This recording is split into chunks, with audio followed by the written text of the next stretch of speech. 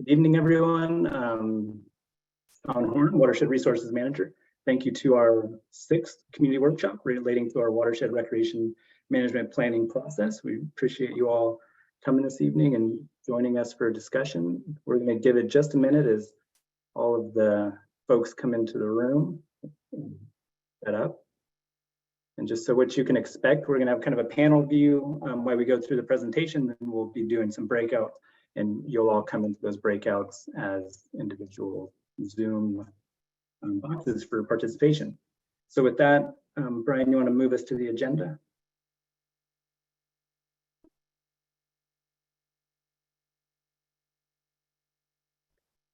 So again, thank you everyone for joining and continuing to join these conversations around the recreation management planning process. What we're going to do this evening is do a review, kind of a check-in on how we've been capturing input collected through the various meetings that we've hosted. And so we'll go through a very short kind of summary of each meeting at a very high level, and then we'll highlight the themes. We've captured a lot of input through this process, and we really appreciate everyone's focus on all the issues we've been discussing. And we've captured those comments and put them into themes for each of these meetings as key takeaways. So you'll see kind of key takeaways for each of these meetings that we hosted around issues, areas of interest, outreach and stewardship programs, multi-benefit solutions, as well as management strategies and zones in terms of our recreation management zoning process and how we develop that.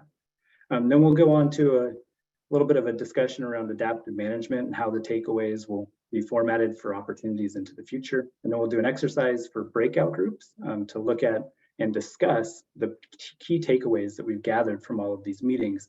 And I'd just like to remind everyone that we've captured these in kind of a thematic themes, if you will, and not every specific comment might show up when we are discussing these, but we hope that one of these themes have captured kind of the intent of your comments, and we'll be discussing that and workshopping it to make sure we got that right. And then we'll be discussing some multi-benefit opportunities and how we might be pursuing those in the breakout rooms.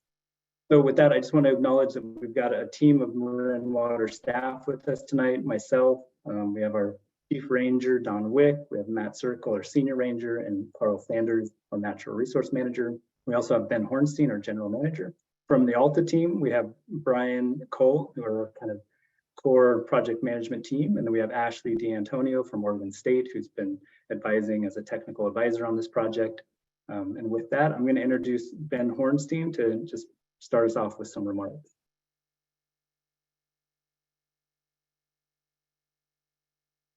Ben, I think you're on mute still. Got it. Thanks, Sean. Just wanted to take a brief moment and thank you all on behalf of the district for your active engagement through this process. Really, this effort, as you all are well aware, has begun to tackle some big issues, but more so some very important issues to the district and to all of you. And as we all well know, the only way to move forward with these is collectively, right? With all stakeholders engaged, as we've tried to do, and certainly you all have done your part with the level of engagement. There's more discussion to be had today and beyond. So I look forward to the continued engagement. And again, really sincere thank you for your participation to date. Sean? Great, thank you, Ben. Brian, you can, or one other thing on the agenda, just go back real quick. Just so you all know, we'll do the breakout rooms. We're gonna do about 20-25 minutes of the breakout workshop, and then we'll summarize next steps very quickly, and then we'll go into kind of a public comment period as we've been doing for each meeting. All right, thanks, Brian. Next slide. Ground rules, just what we've been reminding everyone as we've been going through this process. Really, compromise is essential. Can't say that enough. We need to acknowledge that as we think through this. And we're having really difficult conversations where people have a lot of emotions and history with the watershed and connection to it. And we understand that as we think about the future of the watershed and how people visit it and access it and enjoy it, we need to think about the goals that various groups have and think about how we can compromise to share this really valuable resource. We want to remind everyone, especially in the breakout rooms, really respect competing views. We don't all have the same opinions or life experiences, lived experiences, and we want to hear from everyone and really make space for those alternative perspectives to come through and recognize that there are going to be differences, and we're going to continue conversations to work through those to see how we can balance various outcomes. So with that, Alta is going to take us, or one more slide, couple more slides, sorry. To remind you all the project objective here, we've been going through this process of evaluating current patterns of watershed visitation while collecting community input on current conditions and future desired conditions. We've done that in a number of ways, using trail-based apps, using census survey, intercept surveys with visitors to get direct input from visitors on what they're seeing on the watershed and how they're experiencing it. We've hosted a number of workshops, all to gather data to help us think about kind of those future desired conditions. So the second part of our objective is really considering opportunities for continuing to support safe, inclusive access with an emphasis on protecting the watershed's unique biodiversity, habitat, and water quality. Next slide, Brian. And so you've all seen this. This is just kind of reminding us and you where we are in this planning process. We organized this around 6 public workshops to gather information, to really inform how the district is moving forward, to allow for this conversation to happen with the community, recognizing there's kind of these legacy issues that we're grappling with. And you know, when we think about the future, we have to think about the history as well. And so we've organized this process to have this discussion. We've had site visits to get everyone out onto the watershed to connect them with the landscape that we're talking about. As I mentioned, we had the visitor use surveys where we actually got direct input from the daily visitors. And then we've used a project website to keep the community updated. And after each of these meetings, we're putting the materials there so folks can see how this process continues to evolve. Next slide, Brian. So with that, I'm going to hand it over to the Alta team. And we're going to kind of go back and forth on a couple of these slides as we give a summary and overview of the various meetings that we've had and the key takeaways that we've gathered. All right, thanks, Sean. So a quick trip here down memory lane for those who have been involved with this entire process. Our first meeting was back in June of last year, June 2022, hosted virtually like this one, and really introduced this project to you all. We provided an overview of the scope of the project and what we'll be diving into as this process moves forward. We also reviewed Marin Water's policies, plans, what projects and programs they have ongoing, and provided an overview of that. And then the second half of the meeting was spent doing a breakout group exercise where we asked you for input and had a discussion on the issues and the desired conditions of the watershed. And that public input really helped frame the issues and identify potential improvements, which we lumped into these main categories, which include the physical, environmental, and operational improvements, which can be things such as improved signage, protecting watershed biodiversity, which is key, and focusing on safety, monitoring, and respect. We also discussed the institutional constraints and recognize that the Marin Water doesn't have, or they have limited resources, which is a key part of this planning, is remembering that. Environmental protection and restoration. Again, we also looked at the trends and patterns of use, and the data confirms that there's been an increase in the number of visitors since the last census survey was done over 10 years ago now. Specifically in the last 3 years, the watershed has seen an increase in the number of visitors. So visitor management is really a key to natural resources protection.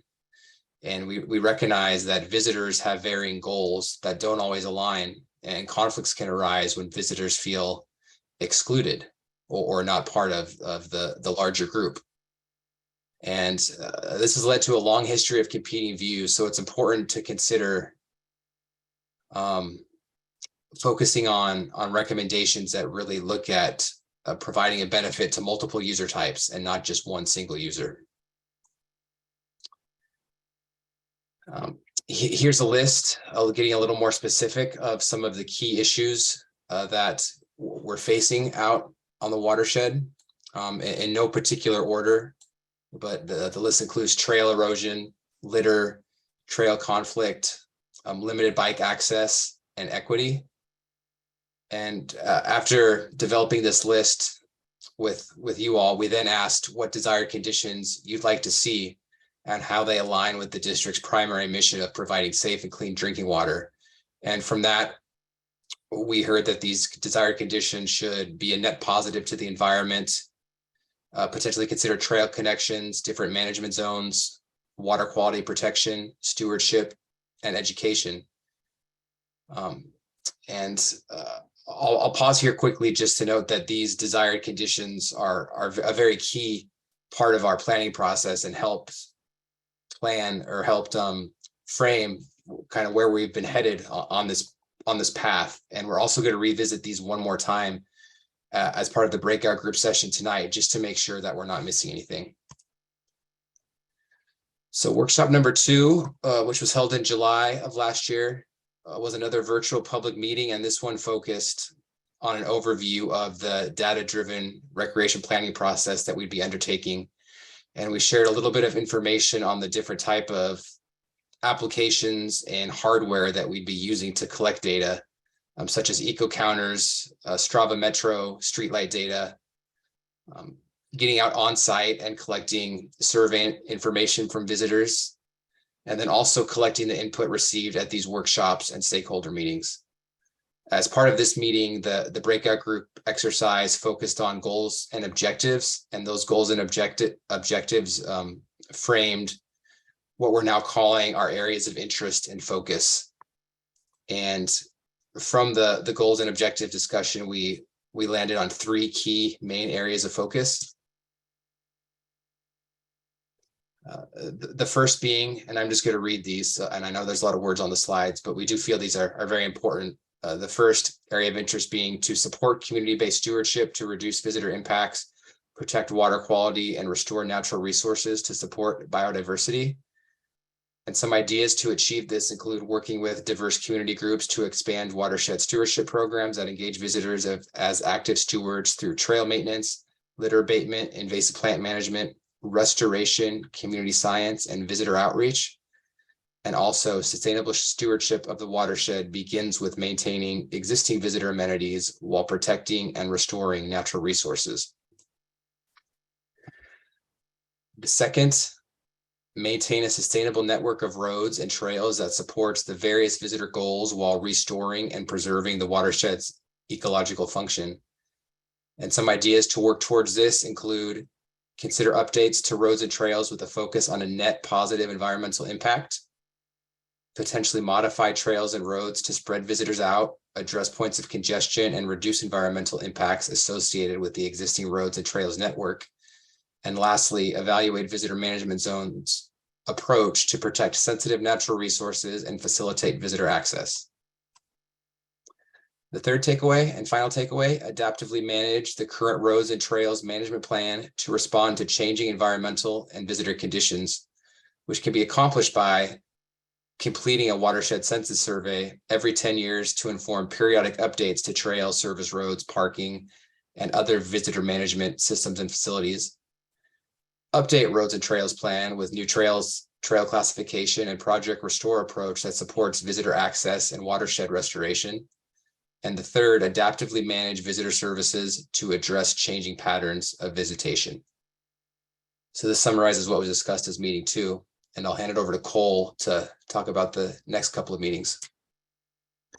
Thanks, Brian.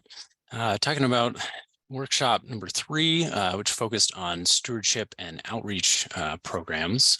Next slide there. This one, we had the good fortune to host this in person at the Lagunitas picnic area. We had about 125 people who were able to make it there.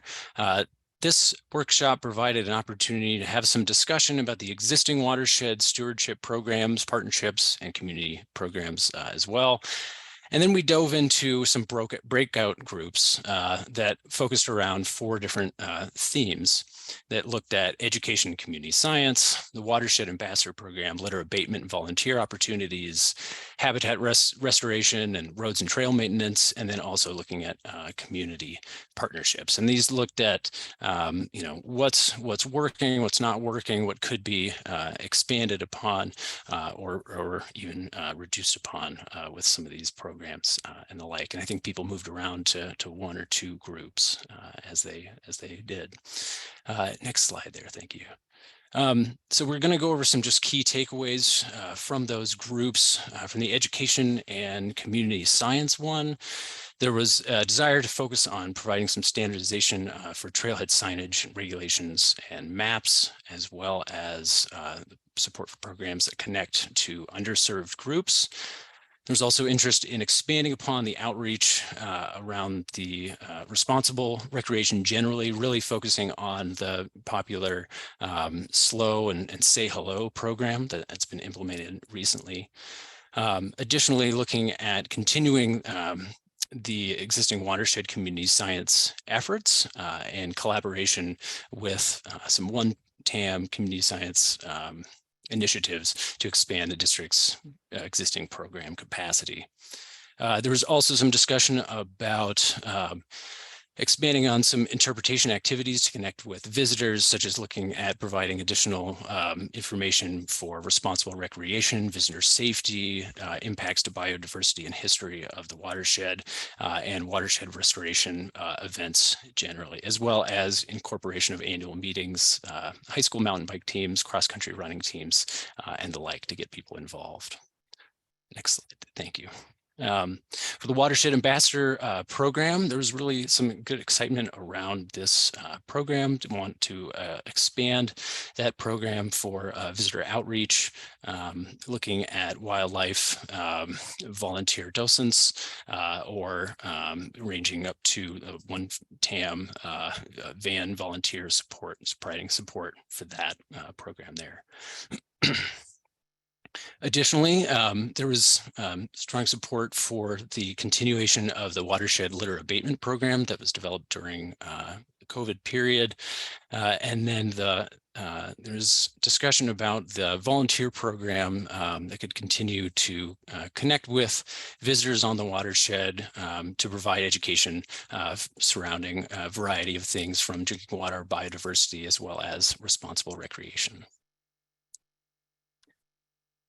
And then the restoration trail and road stewardship one focused on kind of three main takeaways we saw there: the potential update to Project Restore approach and to balance the closure of multi-use, balance closures with multi-use access. So prioritizing potential closures in sensitive habitats, areas with rare plants, and using that as potential for offset for other trail projects.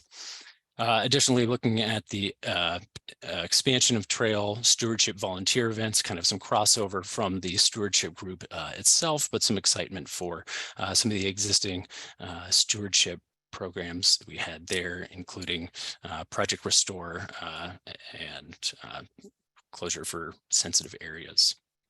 For the trail outreach, there was focus on expanding some outreach and evaluating opportunities to additionally monitor patterns of visitation on the district, looking at using some technologies such as Eco Counter or the like, and then considering opportunities to expand responsible recreation and that Slow and Say Hello program that we saw strong support for in some other groups as well.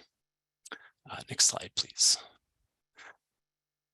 And then the next workshop happened in October. I believe this one was virtual as well. We had about 200 attendees that came to that program. This workshop provided an overview of the existing watershed facilities, anywhere from bathrooms to signage, wayfinding signage, talked about everything and anything in between.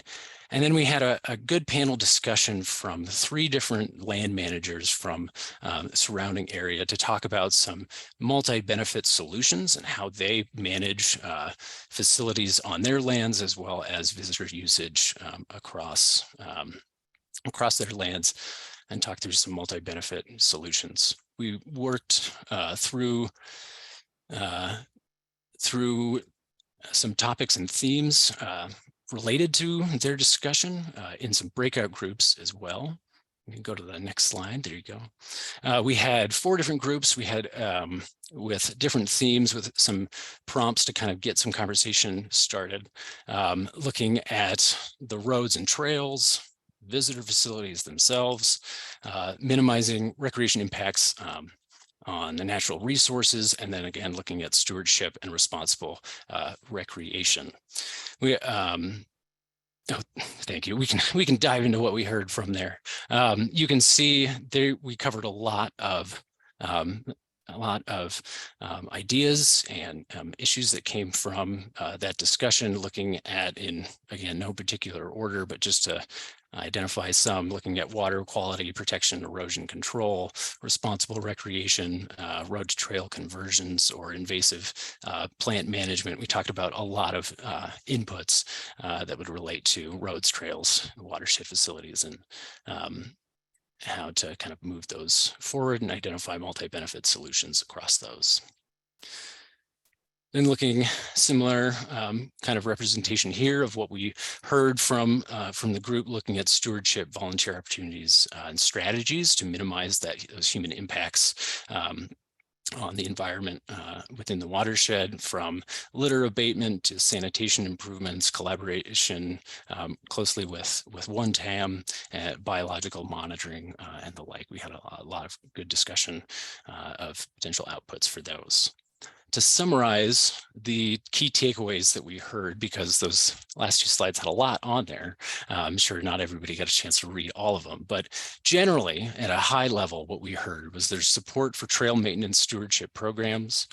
There's strong support for the Watershed Ambassador Program as well.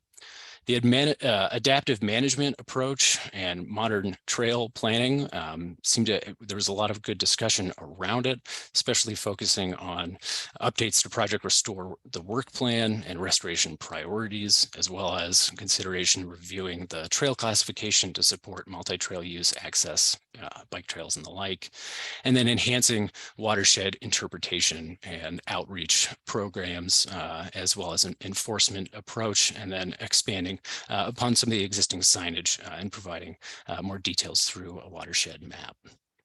And with that, I'm going to pass it off to Ashley to talk through Workshop 5. Great, thanks so much, Cole. So I'm going to walk us through what we did during Workshop 5. So this workshop was a virtual public meeting. We had about 200 folks in attendance. The workshop started off with Alta doing an overview of the survey findings and annual visitation estimates that were collected. So we had kind of a data overview and share out there. Then I presented an overview of zoning as a recreation management tool, what we know from the scientific literature, how it can be used, and kind of just provided a little bit of the academic bent for recreation zoning and provided some examples. We also had a large group whiteboarding exercise where folks shared some ideas on kind of virtual sticky notes, where you could start to think about different things that we might want to consider if we're considering a multi-benefit kind of zoning-based approach.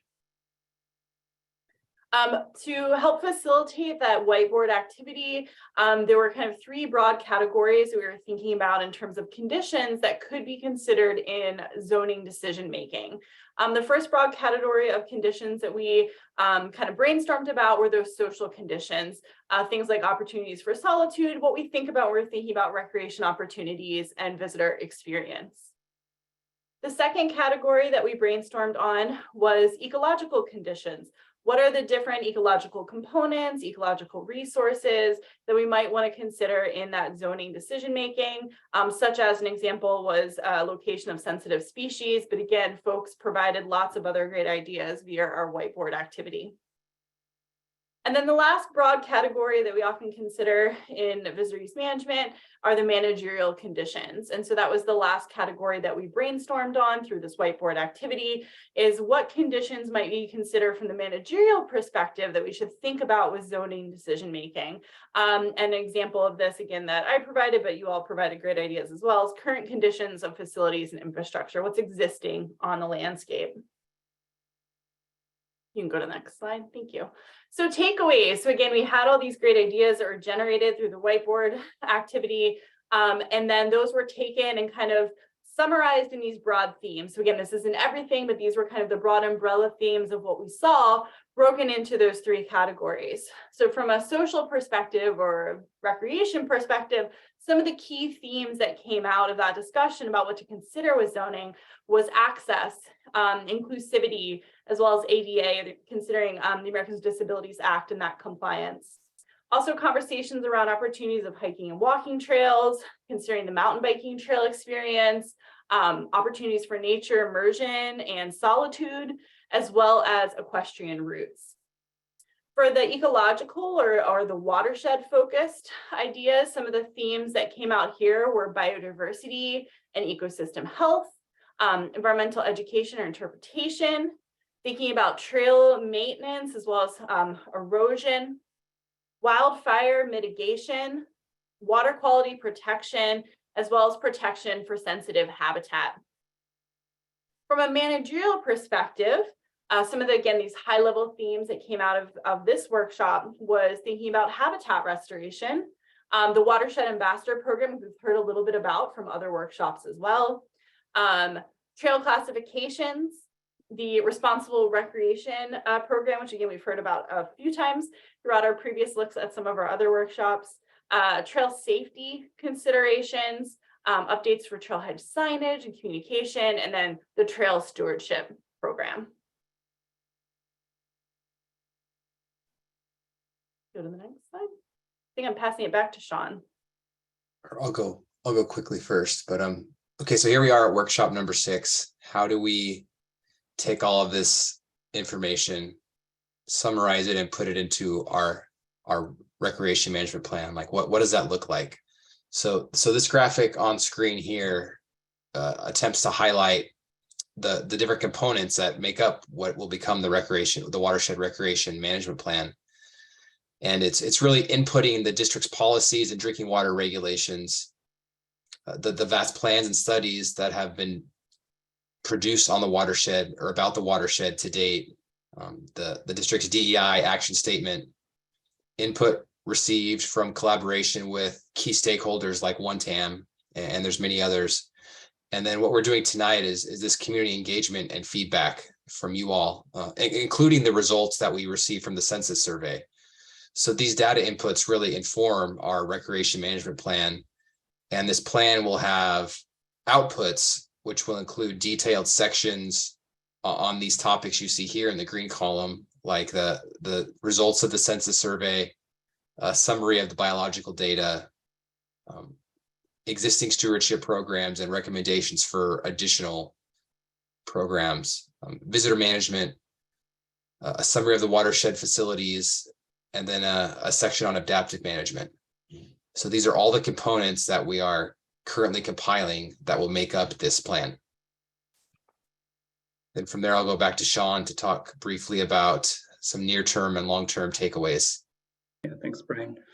So I hope, like we said at the beginning, we're trying to capture the input that you've provided to date in terms of themes, kind of those big overarching concepts that we can start to work off of as we develop that plan. And so Brian kind of showed you the outline of how that plan will be put together. There's going to be, at the end of the day, some near-term takeaways or opportunities that exist, and then longer-term takeaways that require more analysis, right? And that's really key and critical for the community to understand. As a public agency, there are steps we all have to take in order to do new things. However, we do have a strong structure and process for managing the watershed currently. So there's a lot of near-term opportunities that we see that are coming out of these discussions. And I think you'll probably have seen through the summary of the previous workshops and meetings that you heard a lot of the same things, right? And we did. Throughout this whole process, we heard a lot of talk about watershed ambassador programs. It's like a near-term component that can come out of an existing program that the district already has and can be expanded. We heard that in terms of some of our biological monitoring work. The district has a rich data set of biological monitoring that it's been doing for decades. So we can expand upon that, we can refine that, we can continue that. We also heard about that in terms of some of our trail and habitat restoration. That was a real priority and something that people continuously brought forward because there's a lot of love and appreciation and respect for the mountain and a lot of people that want to engage in that. So we're thinking about near-term opportunities for enhancing how we do that and how we bring that to the community and have them engage in those programs. Visitor outreach was another piece that, yes, we have rangers, we have natural resource staff, There's always going to be ways that we can continue to improve how we outreach to the community. And there's a real need to start to outreach to communities that are groups within our community that are underserved or have less access to the watershed. And so thinking about how our programs can target those folks is really critical as well. We have a lot of community science that's ongoing, ways that we can continue to work with OneTAM and others to expand that community science to help us understand the watershed. A real focus on the need for some, basic facilities at our trailheads or picnic areas in terms of bike racks or updates to picnic grounds, simple things that we heard a lot of good discussion around and thought put into. Additional studies or pilot programs we could envision and think through. And signage was a key thing that continuously came up. So that's something that we're thinking about as kind of this near-term example of a takeaway and an opportunity that we have to improve upon. So longer term, right, there is additional analysis that has to go into some of these bigger topics that we discussed and thought through. Things like multi-use connections or new trail classifications. Those all kind of relate to our existing roads and trails plan. As many people know, that's about 20 years old, written in 2005 now, pointing to an update as a potential next step. We also heard about kind of the Project Restore plan and the work plan being in need of a refresh, that there's new priorities on the landscape that we should be addressing and focusing on. That's going to be a longer term action that's going to take more analysis from various different perspectives, but a really good thing for the district to work on. Watershed visitor management zones, this is a really key piece of how we're thinking about moving forward in this planning effort. Using this workshop and these conversations to help us formalize and format what that looks like. It's not new to the district. Many people have seen that we used it in our biodiversity, fires, and fuels integrated plan. There's relationships that exist there between the two processes, but there's ways that we can refine how we're looking at the landscape and thinking about where we focus the limited resources that we do have on restoration and where we focus them on visitor services and visitor experiences. We also heard a lot about kind of our bigger things, restrooms, parking improvements, more capital related kind of elements that we could be focused on. And then obviously regulations and policy updates will take more steps through this process. So we just want to give people some sense of expectations regarding this process, right? These have been deep, informative conversations, and they'll continue as we move through the next steps in this process. But this report will mimic what Brian kind of presented in the outline, and then it'll show near-term and longer-term takeaways and opportunities that we can review with our board of directors and get direction on next steps. So with that, I think next slide, Brian. And we're going to kind of get ready for our breakout room here. And I'll just note that we're not going to take questions throughout this process. We're going to hope that the discussions happen in these breakout rooms. And I'll let Ashley introduce kind of how we're going to formalize these breakout rooms. Great, thanks. So we'll be splitting folks up. You'll be assigned to one of 4 breakout rooms that are kind of themed around some of these broad topic areas that we've refreshed your memory on through our presentation thus far. And a key outcome of these breakout rooms today is to really have us kind of an opportunity for us to kind of check our work to make sure there's nothing that we're missing.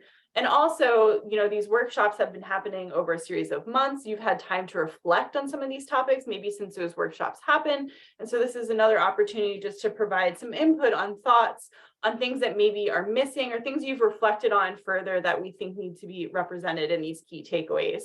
So for the first 10 minutes of the breakout room, you'll be in one of these 4 themes that are here on the slide. For the first 10 minutes, you'll kind of review the key takeaways and provide and highlight anything else that you think is missing, topics that might need to be included, or making sure, giving us feedback if things are accurate.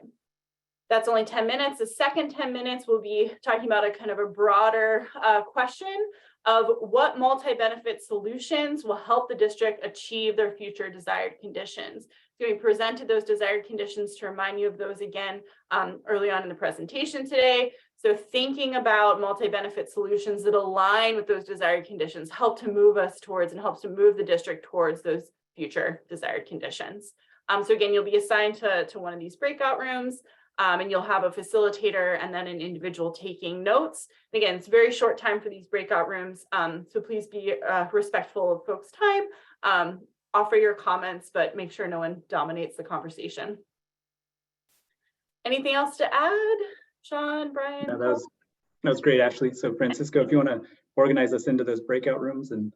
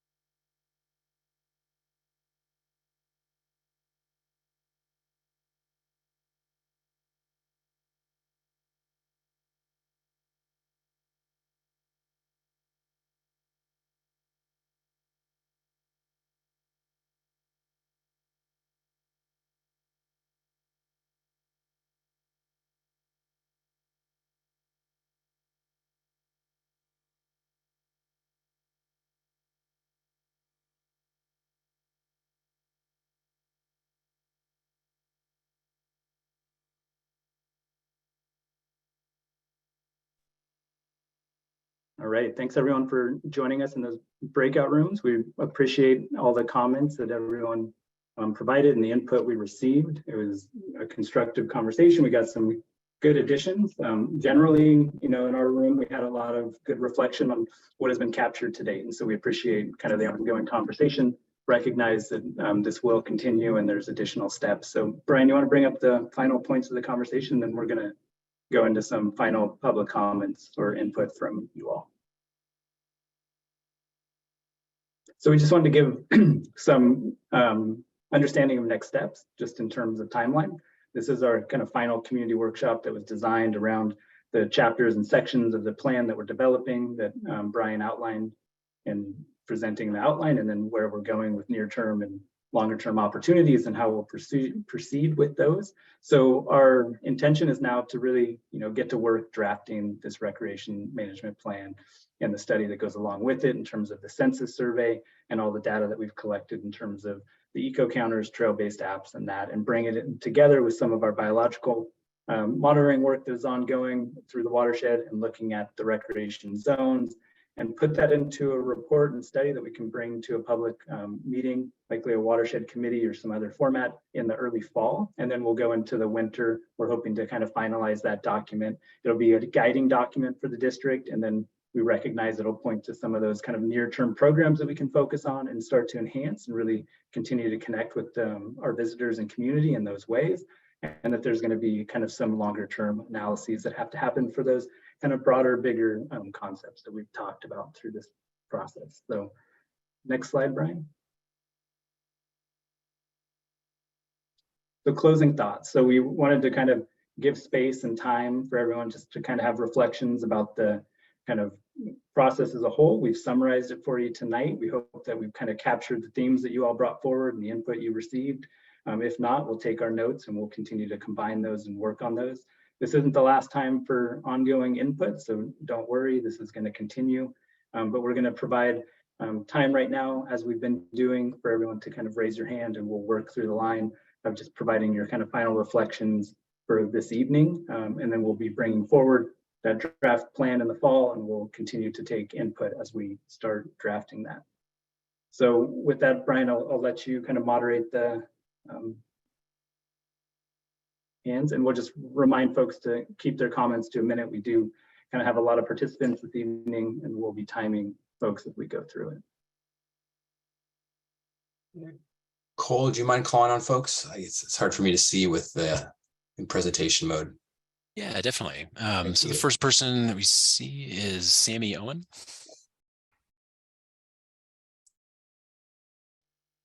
Hi, I just wanted to take, I've been at every single one of these meetings. I really want to take a moment to thank Alta, Ashley, and everyone, to thank Sean and all of the MMWD employees who aren't even on the call tonight. There was Suzanne, countless of them. I mean, random MMWD employees whose names I can't remember, who I think helped with the visitor surveys.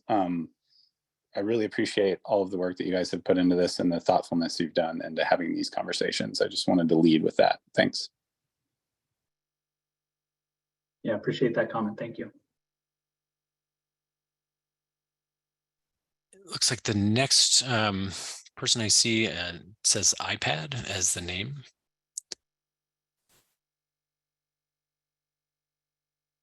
I think that must be me. Okay, think you're we correct. got you. Yeah, sorry. This is Rich Peterson. I'm on the board of the MCBC, and I would echo Sammy's thanks to all of you. A really professional process and very thorough, and I think everyone feels heard. I hope they do. They should. My comment is really a suggestion, and on behalf of all the mountain bikers out there, I would urge MMWD to adopt the Class 10 open trail classification and make that a bicycle trail classification. So despite being, almost 40% users and probably half the miles on the mountain, there is no official bike trail classification. And I think that as part of the way forward, that's a key step to adopt one. So I would urge staff to do that. Thank you. Yeah, thank you very much for the comment. We appreciate it. Looks like the next one is Linda Novi. Thank you, and thanks to everybody for the process. I have three main points and 4 points. One is, will there be a budget associated with this? Also, like to understand the CEQA process around it. Would like to know the results of the online survey. Sean, you were going to share that with us at some point, and I haven't seen that yet. And I guess I'd like to say to everybody here, thanks for being here. And hopefully there's an agreement from everyone beginning now to recreate responsibly and legally. Thank you. Thank you. Appreciate the comment. And the next person is Matthew Morato. Hello, everyone. Through this process, it's become apparent to me that we all have two things in common. One being that we truly love the watershed, and second, that we all find its current recreational system in some way flawed. And it's along these two lines of commonality that I think we can work towards a future watershed that is equitable, that enjoys proportional access to all user groups, so that cyclists can enjoy the trails that they deserve, hikers can continue to use the trails that they already have, and along with equestrians on that front. And it's through these goals that I think we'll also be able to have a sustainable future. We've had a system for decades now that doesn't include bikes in this, or at least on the single tracks, and it's gotten us to this point. So I believe that going forward, we have an opportunity to experiment and hopefully develop a better plan. Thank you all. Yeah, thank you for the comment. The next person is Daniel May.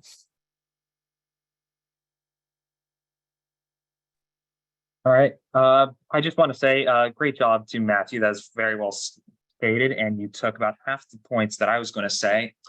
But I'd like to argue that, or just mention that this isn't an impossible task. There are multiple places where people are able to coexist peacefully. And that would be a significant upgrade over having everybody be at least mildly disgruntled. And there are certainly many different ways to get about this, but a good start is at least recognizing that all people that are using municipal water district trails and fire roads should have at least somewhat equitable access so that they can enjoy them and use what their taxpayer dollars are going for. Great, thank you for the comment. The next I see is Patrick's iPhone. Hello.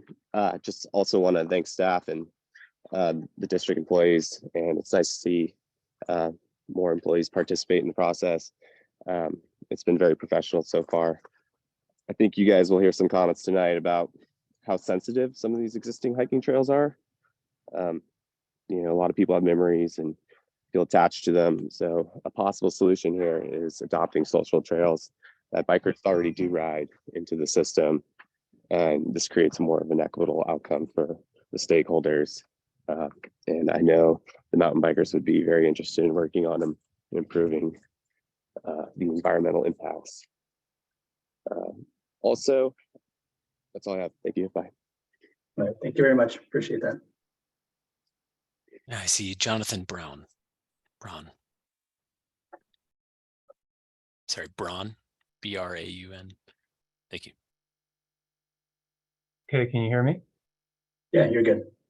Very good. Thank you so much, everybody. As the other speakers have said, I'm also very appreciative of all the work that's gone into this and the opportunity to express opinions. And I'd like to start with one thing I believe we all can agree on. It's been said over and over that Mount Tam is a crown jewel of biodiversity and natural beauty. I mean, that is a fundamental that I think we can all agree to. However, human activity on our watershed and on our mountain have had many impacts, and I think just out of familiarity or just complacency, maybe we aren't paying as much attention to that as we should in this process. So I'd just like to list a few very obvious human impacts on our treasured watershed. And that would be number one, we've dammed its major tributaries and built 5 reservoirs on it.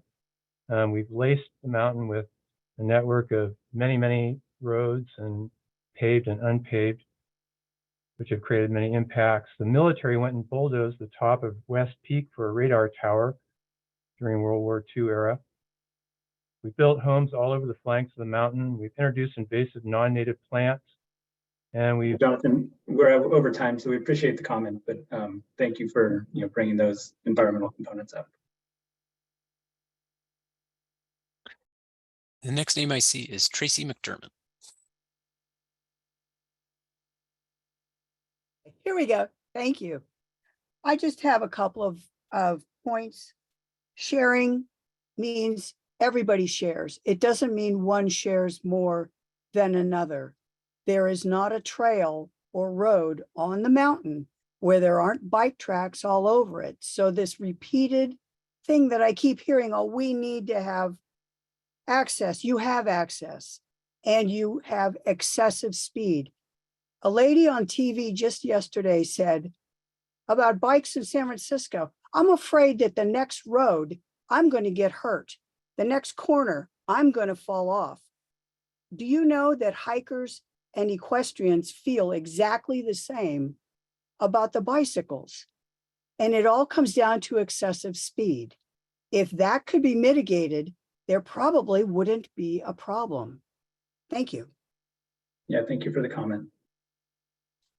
And the next name I see is Bill Albright.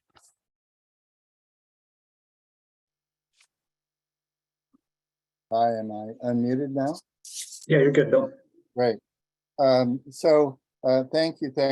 you. I echo the appreciation for the study and the broad range of information you've developed. I wanted to say that I do support e-bikes as giving the same access as all bicycles. Most of us who are riding e-bikes are long-term mountain bike users who through age or disability or just a change in energy appreciate being able to continue riding in the watershed. I support the redistribution of the trail systems to accommodate all users and separate users seeking a different experience. I think there should be a place for horses and a place for hikers and a place for bikes. And I think the social trails that we're talking about eliminating should be evaluated and considered as a way to do this. They are a physical record of users' use over time, of different groups' use over time. And I think a thoughtful redistribution of trails could please everybody. Thank you for the comment. We appreciate it.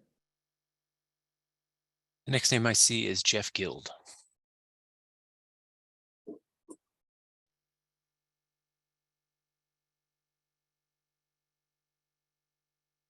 Thanks for unmuting me. Yeah, I have a couple points or things to say. A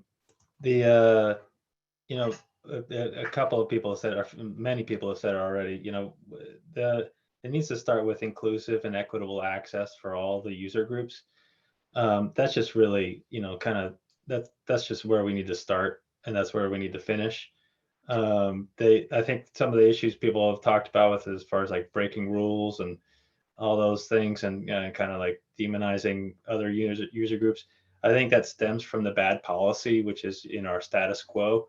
I think I said it in a previous meeting, there's no bad people, there's just bad policy. If there's that many people that are disobeying the rules, there's something wrong with the rules. And then to continue on, I think what Jonathan Braun, where he was going with the level of impact that's already happened on the watershed. I think it's a fallacy to think that the status quo in any way, in terms of policy or in terms of like how we're using it currently, is somehow better than where we can be from an ecological standpoint, from a recreational standpoint. Thank you. Yeah, thank you for the comments. Next, I see Tom Boss.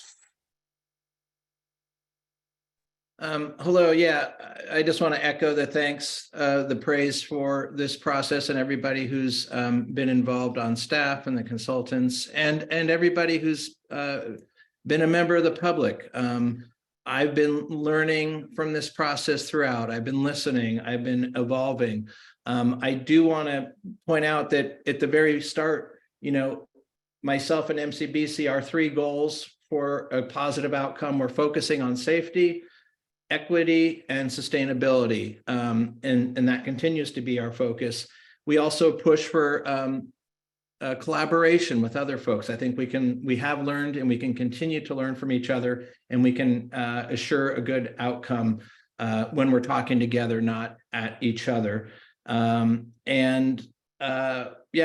just also want to point out that I hear some of the comments about issues. They exist on the mountain, so we encourage people to always ride on open trails only. Slow down even more is one of our slogans. We say stop and smell the flowers, and be aware of your surroundings, and don't spook animals, leave no trace. And if we can all practice those, we'll hopefully have a great time on Mount Tam.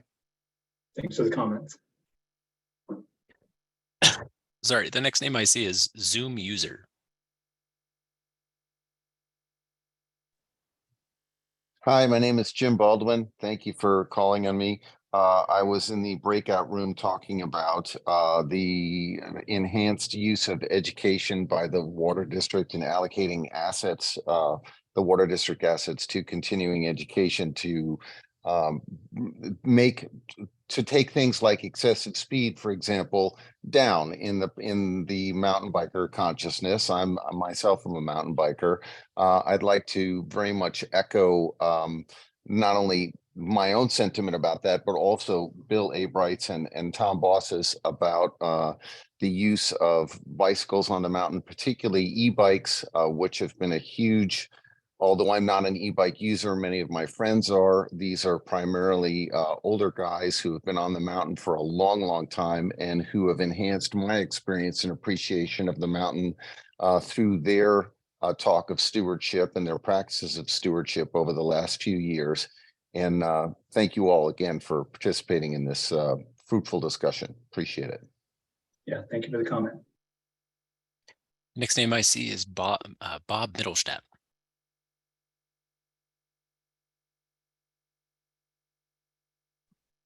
Yeah. Sometimes I feel like there's more discord in these meetings than actually exist on the mountain. I was very heartened to see the results of the survey that over 90% of people feel safe on the mountain. And you wouldn't know that from the comments that come up at meetings like this. But the e-bike group of which I am a part does not want to rest and stop our monitoring efforts and our persuasion efforts and our role setting efforts until 100% of the people feel safe on the mountain. I think one way that's going to happen is there will be less need for enforcement, which is what came up in our group, if we have continued emphasis on education, on the ambassador program, and if we have a new, fair and inclusive recreation plan that does not exclude e-bikes. Thank you. Thank you for the comment. The next name I see is Nona Dennis. Okay, I have one, I want to ask a question which has never come up in all of the conversations. I have heard my good friends and colleagues who are mountain bikers asking for equity, for equitable access, for equal access, and you can name a number of different ways of saying it. I do want to point out that I am a hiker, and I used to walk at a quite a comfortable clip of like 3 miles an hour, depending on the terrain, sometimes 2. These days, I'm much slower, but that's not really my point. A cycler needs 3 to 4 times the trail. So are you asking for equity in terms of hours per recreation or miles? Because if you're asking for miles, then that's not a big ask. But if you're asking for equal time, you need many more miles than we can possibly afford. I'm just curious, maybe somebody can answer that question. It's never been defined. Appreciate the comment. Next name I see is Larry Manikis. Good evening and thank you. And there's been a lot of discussion around equity and fairness, and what has to be, what all of us have to remind ourselves of is that we have a lot of sensitive species on this watershed, that what we have to be concerned about are wildlife corridors and the protection of those wildlife corridors, and that any recreation plan should be an overlay that ensures the protection of our biodiversity here first and foremost. When we start to get into hikers, bikers, we're missing the focus. The focus is on protecting this wonderful place that we have here. And with that, thank you. Yeah, appreciate that comment. And next is Jonathan Freeman.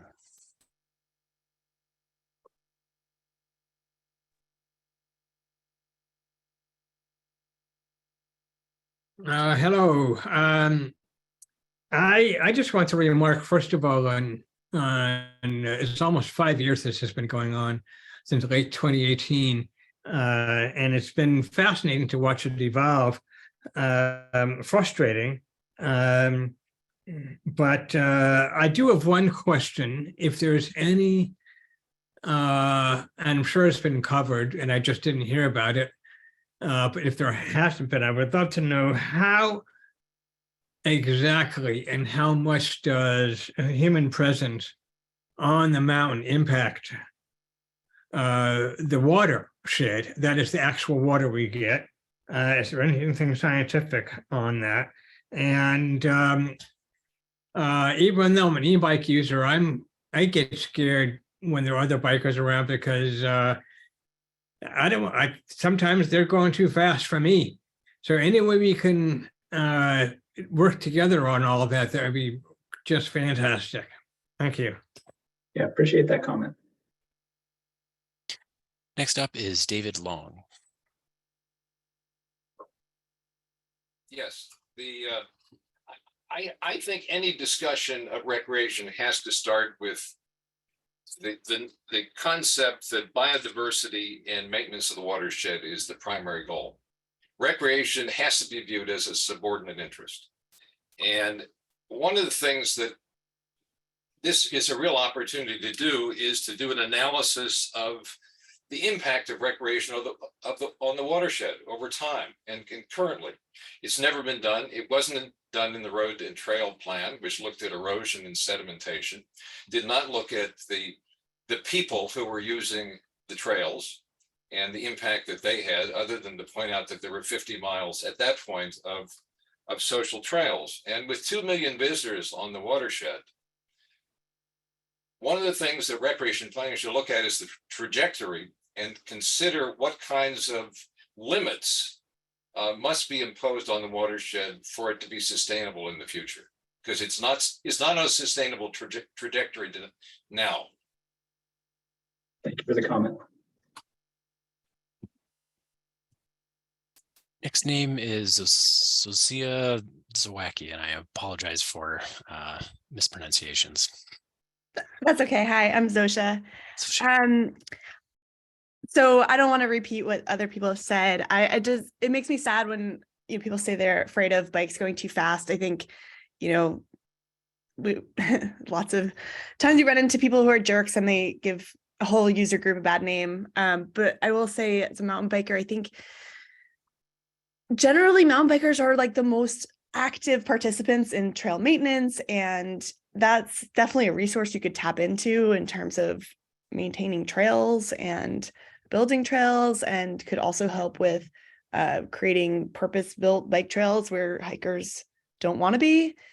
And that's something to look into. I mean, this isn't a unique problem. There's lots and lots of places where there are hikers, bikers, and equestrians all using the same areas. So it's something to look at. Thank you. Yeah, thank you for the comment. And next is Karen Hanna.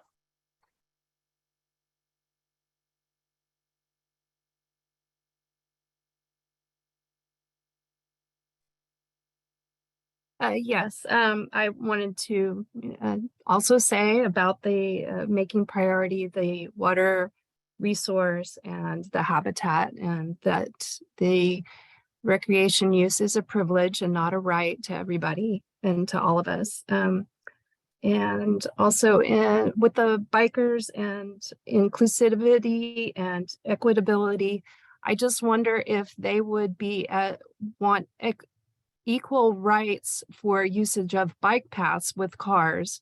If cars were allowed on bike paths, how would that be equitable?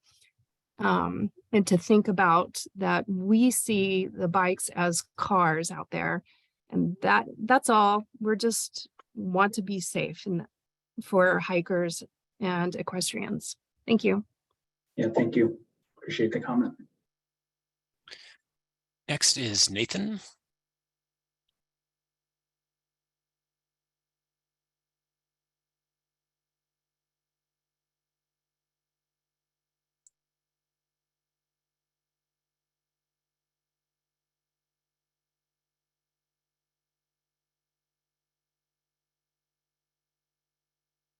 Hello, sorry about that. No worries, you're good now. Yeah, thank you for all this work. I just wanted to state that as a mountain biker and a hiker, it is disappointing to hear that hikers can be scared of bikes. And I'd like to challenge people to think about engineering ways to slow speeds down. And so that includes narrow technical single track. And I think that can actually benefit all user groups. Keep speeds slow for everybody, maintain a fun, exciting environment, have the minimal impact on the environment and the wildland, much less so than fire roads. And again, if the speed of bikes is of concern to you, then you should definitely consider pushing back on the prevalence of fire roads. Thank you. Yeah, thank you for the comment. Next up is Isabel Frainer.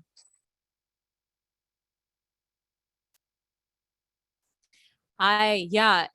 In terms of preserving our natural lands and our natural resources, we should really look into supporting individuals in commuting in more green ways, especially such as bikes. And one great way to do this is to increase the amount of single track trails open to cyclists. Just recently, there were 2 cyclists killed in San Francisco commuting. And if we had more trails to commute on, that would get us off of the roads. And additionally, bikes and cars we're not the same. We can control our speeds.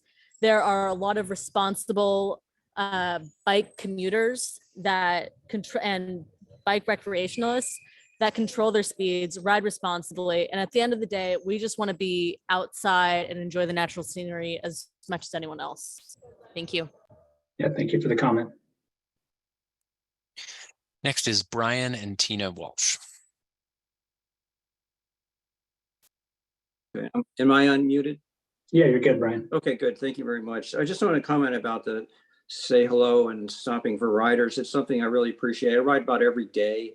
And if I slow and stop for pedestrians, walkers on single tracks or fire roads, and they say to me, have a good ride, that really makes my day. So riders out there, think about when you hear that and what it means. Secondly, Mount Tamarancho is a good model of how you can separate hikers and riders, and the riders turn out and dwarves to maintain the trails there, the bike trails. That concept could be transferred to Mount Tim, where trails specifically for mountain bikers and built and maintained exclusively by mountain bikers could be a good model and a good trial of how this could work.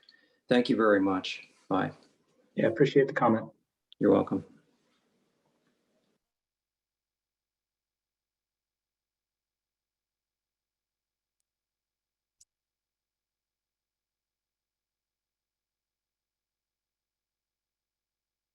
Cole, I think you're on mute. Oh, I'm sorry. Next is Mark Day.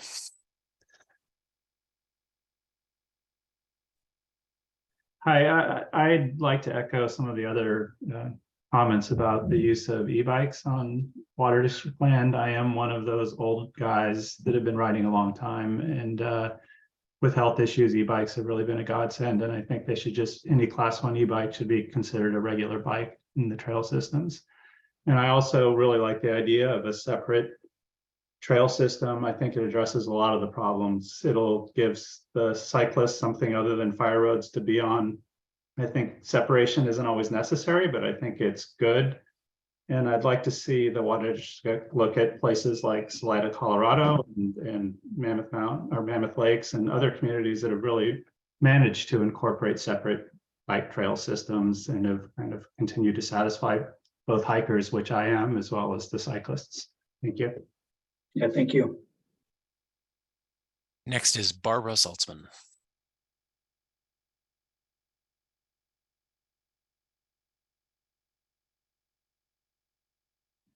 Oh, sorry, I thought you were unmuting me. I'd like to emphasize some of the comments that a few other people have made, primarily that the main responsibility of the district is to protect natural resources, the ecosystem that supports our clean water for all of us who live here and depend on the water system. It's a great disappointment to me. That should have been the framework for all of this. And it's a great disappointment to me that the Water District hasn't presented the monitoring results that apparently you have, at least from Point Blue. What is out there? I mean, in order for people to learn to protect the resources, you need to tell them what's out there. And so far, I was disappointed. I thought that was going to happen tonight. But anyway, I'm greatly disappointed. I hope you can find a way to, to provide people with that information that is has yet to be presented. Some of us know it, but a lot of people don't.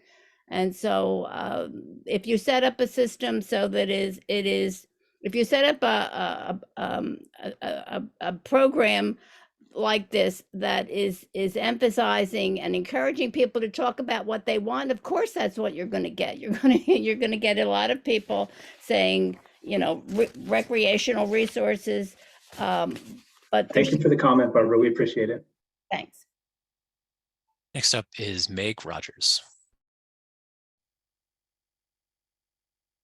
Hi, am I unmuted? Yes. Great. I really wanted to thank the Water District for doing this. It's, I know it costs a lot of energy and money, and for those of us who live in this area and love to use the Water District, it would be extraordinarily frustrating if decisions were made unilaterally. So thank you for not doing that. I'm very, very interested in the zone system that you're proposing for different users. I haven't seen any suggested zones. I don't know if that's because they don't exist yet. And I noted that there was some discussion or a bullet point about Dog waste, I'm assuming that there are equal concerns about equestrian waste. I'm an e-biker because I'm an old lady. And anyway, I hope that I'll just give one more vote for e-bike access. Thank you very much. Thank you for the comment. Next is Charles Merrill. Thank you. Agree with pretty much everybody that's spoken so far. Had one question about the focus on recreation, especially with bicyclists. I think we've maybe not considered transit. If I want to go visit my mother in Mill Valley from Fairfax without being on a road at risk of being run over, I have to cross Water District land, and that probably needs to be in play at some point. Thank you. Thank you for the comment. Oh, and connectivity. There's a lot of places I just can't get to that I would like to. Thanks. Next is Susan.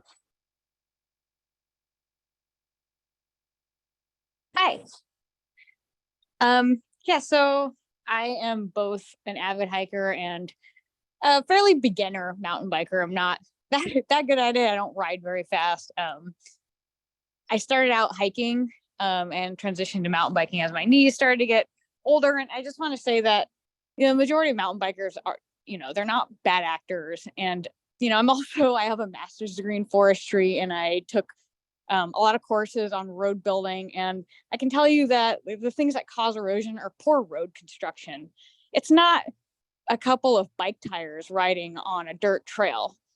There's no substantiated evidence pointing to bikes causing biodiversity issues. And for people to use biodiversity and natural resources being the primary goal of the watershed as a fallback to exclude mountain bikers is fairly ignorant, in my opinion. And I just think it's just a sad excuse for not allowing an entire form of recreation. And it's just a lot easier to say no when you don't have the experience with mountain bikers to say, yeah, it's actually fine. And look at many other jurisdictions like Tahoe that have odd even days for trails.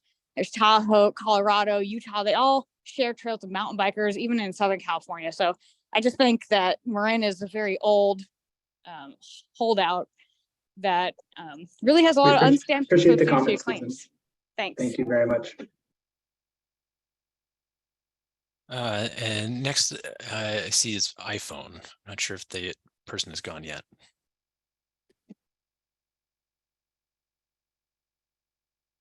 Oh, hello. Sorry, this is Annabelle. Thank you.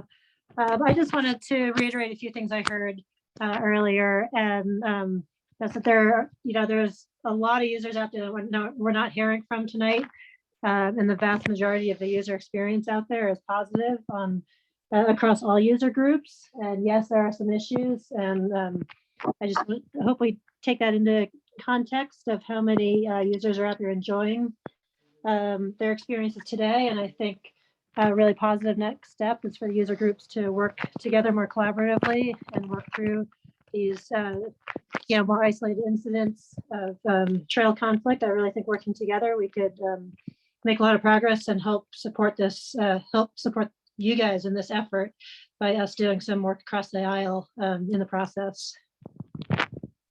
Thank you for the comment. We appreciate it. And next is Andrew Levine. Hi there, thank you. I just wanted to say, first of all, part of this process that I really appreciated was the district bringing in a bunch of outside experts. I think instead of having these meetings where you get to hear from the same 40 people every time, bringing in people from outside with expertise in areas in places that have done this successfully was very educational for us. And I think we can see that we know we have conflict here, and we see places all over the country and world that don't have these conflicts. And it's good that we are learning from them. I appreciate that. And then a quick comment about, the environment comes first. I think we all agree on that. And when you look at this plan will improve things like the water quality or the just the general environmental impact of human activity there by having well-designed trail networks and recreation plans. So thanks again. Yeah, appreciate the comment. Next is Laura Sheraton.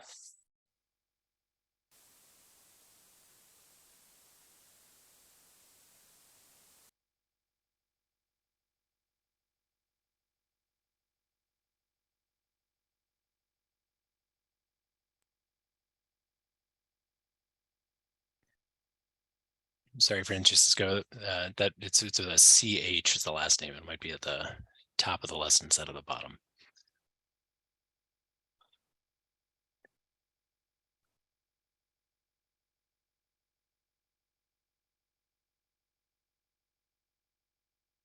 Getting no response from the user. Here I am. I'm There here. we go.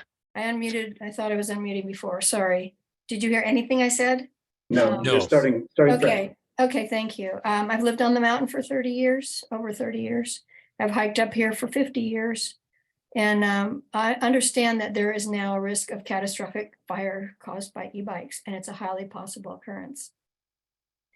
The savings from not employing a reasonable number of rangers that can enforce MMWD regulations will be erased exponentially by only one wrong decision. No amount of goodwill can fix this high-tech driven problem. On March 11th, Commissioner Richard Trumka of the, I think it's the Consumer Protection Federal. Some lawmakers and federal regulators have taken note. This is a quote from the paper. Late last year, the U.S. Consumer Product Safety Commission announced it had received reports of more than 200 incidents since the start of 2021 in which micromobility devices caught fire or overheated, incidents that led to deaths of 19 people. Deadly and destructive fires from lithium-ion batteries in e-bikes have reached a crisis level. The tragic loss of life from battery fires is heartbreaking and preventable. And then there's articles in the New York Times, the NPR.org, and the Wall Street Journal. Thank you, Laura. We appreciate the comment. Next, we have Terry Thomas.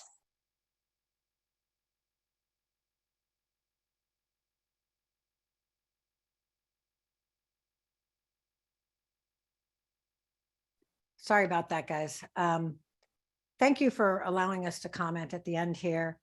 This has actually been a frustrating process in many ways, but mainly because at the end of each workshop, we've been told that the next workshop would actually talk about erosion impacts or natural resource impacts from any users. And this is not we've created a social science battle here in these workshops that's about users or visitors and not about the resources. And it's been frustrating because every time we say we'll get overlays of water quality, erosion, rare species, where the bikes, where the users, the bikes, the hikers, the equestrians are in comparison to these things, and we haven't gotten them. Other water districts don't allow as many users because of those impacts. And yet in this particular process, we have not been able to find out what impacts those natural resources at all. And it has been frustrating. And hopefully that analysis will be done very detailedly when you move forward with the rest of your planning. Thank you. Appreciate the comment.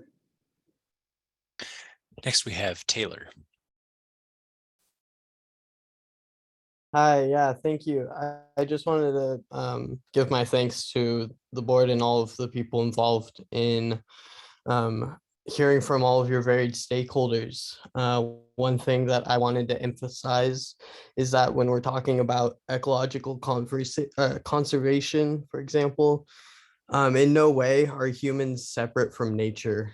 And after this process, I can say that I'm hopeful that mountain bikers as a user group can be, better incorporated into the mountain and allowed to recreate and enjoy just the same natural backgrounds that we all appreciate so greatly. So thank you. Yeah, appreciate the comment. It looks like the last name I see is James Mazan. Hi there. I'm a junior at Tam High, and I'm on the board of directors for MCVC. And first off, I just like to say thank you to all that are here and for providing input, and also to the MMWD staff that are here as well. I just really want to emphasize that as a cyclist myself, it's, we don't want conflict, and putting bikes on a trail that is heavily used by hikers and other users is not a recipe for success, and that's not what we want. What we want is safety and sustainability and a great user experience for all. We also this is a more personal comment, is recently my dad got an e-bike, and it has just been amazing because we're finally spending some time together on bikes, on the map, in nature, and it's just been one of the most rewarding experiences of my life. And those e-bikes that are being ridden on Mount Tam are not the same e-bikes that you may be seeing around town. And those would be the ones that may have some issues with fire and low quality lithium-ion batteries. Those wouldn't really make it up the mountain just because they wouldn't have the torque needed. So thank you very much. Yeah, appreciate the comment. Okay, I don't see any more hands raised at this time. All right, well, we appreciate everyone's time. I think that's all we have for this evening. We appreciate all the comments and the ongoing discussions that are happening in the breakout groups. There's a lot of work we have to do in front of us. It's been a tremendous lift to host these workshops while we've been going through the planning process. And we are now putting pen to pencil and bringing forward a lot of these elements that we've been talking about and starting to put these in a form that can be kind of useful as a guiding document to the district. So we appreciate everyone's input throughout it, and there will continue to be opportunities. So thank you again for this evening and your ongoing engagement in the process. And we look forward to engaging with you again in the near future. With that, we're going to conclude our meeting. Thank you, everyone, and have a great night.